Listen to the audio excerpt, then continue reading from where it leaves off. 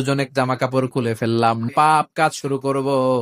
In the mean time আমার চাচাতো বোন আমারে বলে, ও আমার চাচাতো ভাই, আল্লাহরে ভয় কর। আমি মুহূর্তে তোমার ভয়ে জামা পড়ে ওই রুম থেকে চিৎকার মেরে বেরিয়ে গিয়েছি। আজকে যে এই বিপদে আছি তুমি বাঁচাও। বলার সাথে সাথে 2/3 পাথরের খণ্ডটা আরো ডান দিকে সরে যা। এবার বাকি আছে কয়জন?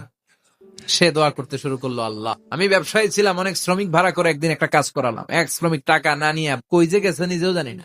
এই টাকা দিয়ে আমি কয়েকটা ছাগল কিনলাম, এই ছাগলগুলো বাচ্চা দিল, দিতে দিতে বিশাল ছাগলের ফার্ম করে ফেললাম।